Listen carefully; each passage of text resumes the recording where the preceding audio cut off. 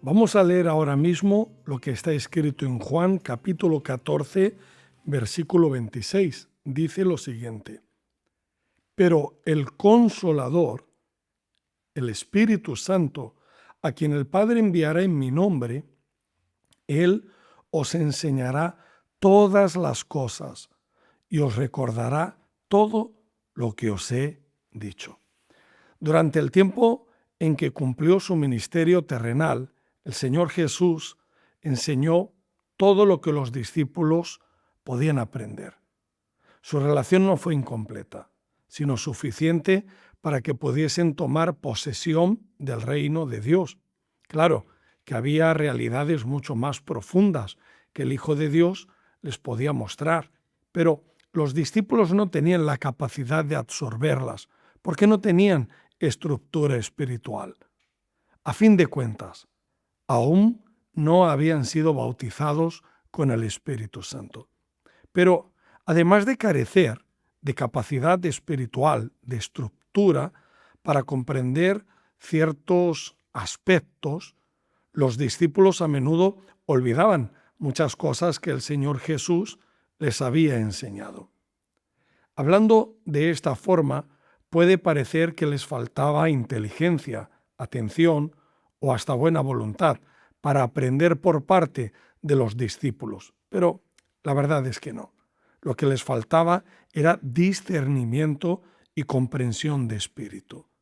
El Señor Jesús dijo que sus palabras son espíritu y vida.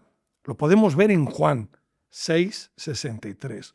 Por lo tanto, sus enseñanzas tienen una dirección y un sentido estrictamente espiritual, de manera que la mente humana no logra asimilarlas naturalmente. Por eso podemos afirmar que ni aun las mentes más brillantes que ya vivieron en este mundo, como las de Platón, Aristóteles, Albert Einstein o Steve Jobs, tendrían capacidad para entender o discernir la palabra de Dios si el Espíritu no se lo revelara. Sí, el Espíritu Santo. Aunque hayan sido considerados genios en este mundo, la inteligencia de estos hombres, que era prodigiosa, solo en cuanto al conocimiento humano, no les daría la capacidad o la comprensión espiritual. En este aspecto serían muy limitados, tendrían muchísimos problemas. Entonces, cuando el Señor Jesús les reveló que dentro de la obra del Espíritu Santo estaba la misión de enseñar sobre todo, desde orientaciones personales hasta la toma de decisiones para toda la vida, Él mostraba que la acción del Espíritu Santo engloba hechos tan excepcionales para una persona que es imposible que ella tome conocimiento de eso y no lo desee tener, e incluso que sacrifique, que se niegue a sí misma para que el Espíritu Santo reine dentro de su ser. Vamos a poner un ejemplo, ¿de acuerdo? ¿Cuántos al leer sobre el coeficiente intelectual, un coeficiente intelectual altísimo, por ejemplo, de los genios de este mundo y de sus grandes proezas, no desearían también tenerlo, es decir, tener esa inteligencia? Hay quien hasta paga, y paga mucho dinero, para tener una consultoría de algunos minutos con alguien de éxito, solo para tener acceso a un conocimiento diferente. Pero quien tiene el Espíritu Santo no necesita desear tener la inteligencia de nadie, pues Él ofrece un privilegio incomparablemente mayor. Al fin y al cabo, la mente divina no puede ser comparada con ninguna mente humana.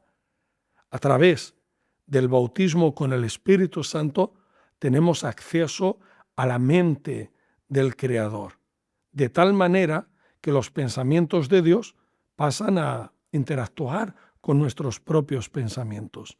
Eso es algo tan prodigioso que si sumamos la inteligencia de todos los seres humanos, aún así sería un pequeño fragmento de la sabiduría, del conocimiento y de la inteligencia que hay en la mente de Dios.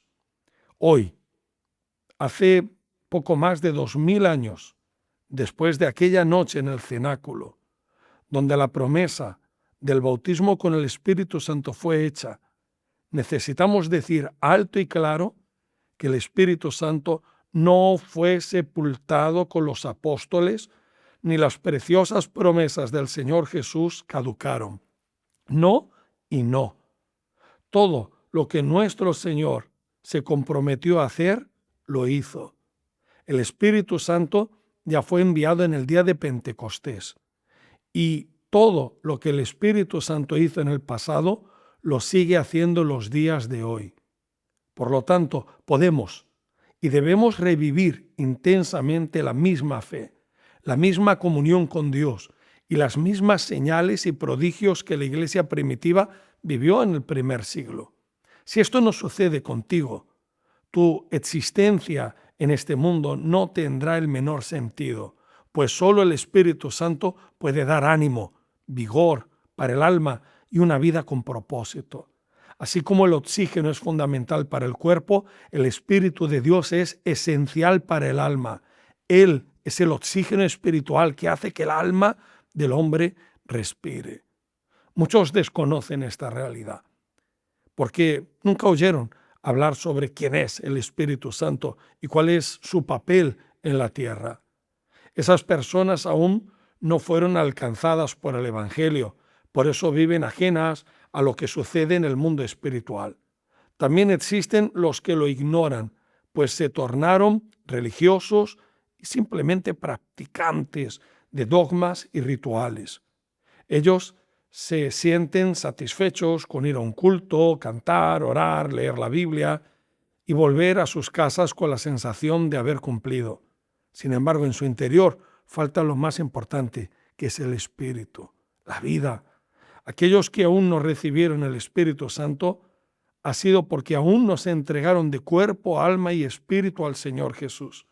Pudieron haber hecho el 99,9% de lo que se enseña en la iglesia, pero la cuestión no es solamente hacer, sino rendirse al Señor realmente, pues es justamente nuestra entrega total lo que prueba a Dios cuánto deseamos que su Espíritu habite en nosotros.